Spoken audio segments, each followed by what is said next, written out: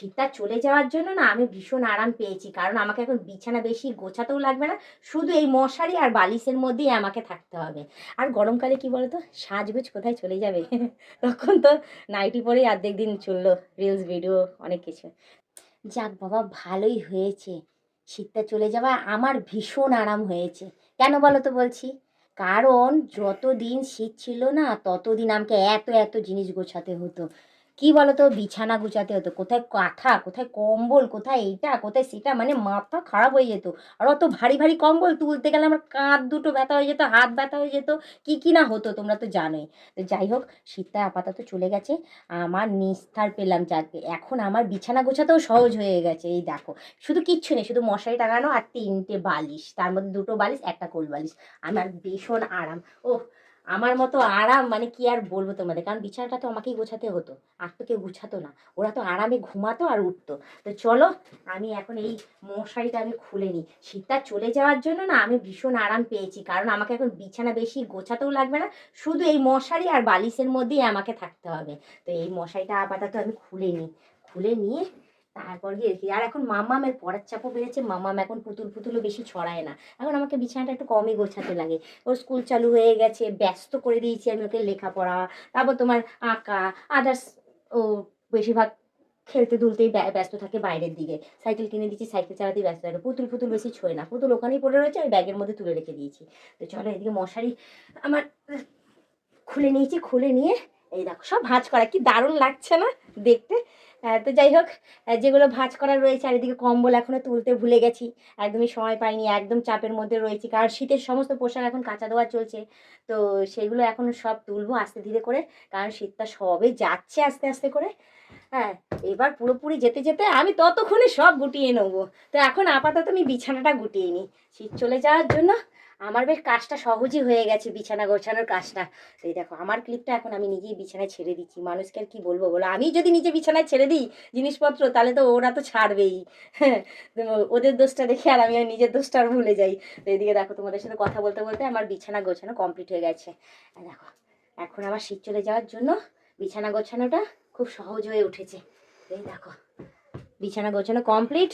ওইদিকে কোল বালিশটা ওই দিকটাতে ছিল, এই দেখো কানের ওটাকে এখানে রেখে দিয়েছে, কানের হেডফোন কয় ওটারে, তাই তো। তো হেডফোনটাকে ওইদিকে সরিয়ে দিলাম, আর এদিকে কোল বালিশটা ছিল, কোল বালিশটা একটু ঠিকঠাক করে রাখি, না হলে না তোমাদের দাদা না যখন পারে তখন টেনে টুনে নিয়ে নেয়, ব্যাস মাথায় দিতে পারলেই বাঁচি। আর ওটাকে যে ঠিকঠাক করে একটু গোল গোল করে যে সুন্দরভাবে যে রাখবে, সেটা আর করে না।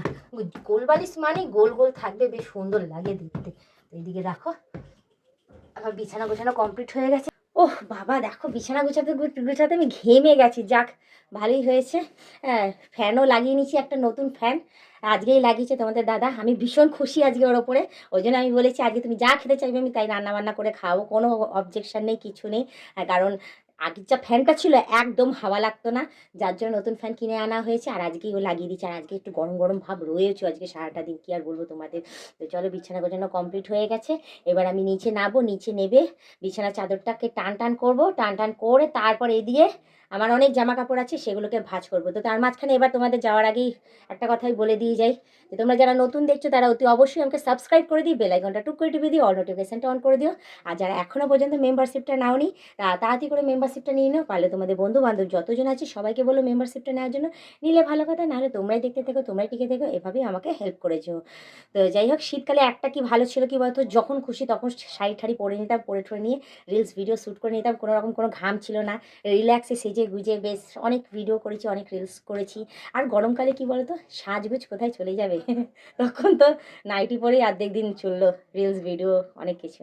তো চলো, আমার পক্ষে তো ভাই কাজের দিক দিয়ে ভাই গরমকালই ভালো, কারণ শীতকালে বড্ড কষ্ট হতো জল ছুঁতে, জল ছোঁয়া, এদিকে বিছানার চাদর ফাদর যখন বেরোতো না সেগুলো কাচতেও হতো, মানে কি বলবো তোমাদের, অনেক কষ্ট হতো। যারা সংসারের কাজকর্ম করে না তারা বোঝে, আর তাছাড়া তোমরাও বোঝো, কারণ তোমরাও তো কাজে কর্মে যেতে, সকাল সকাল ঠান্ডা ঠান্ডা জলে স্নান করে যেতে, আর তাছাড়া গরম জলে স্নান করলেও যখন ওটা ইয়ে হয়ে যেত তখন তো শীতই করতো, একই ব্যাপার।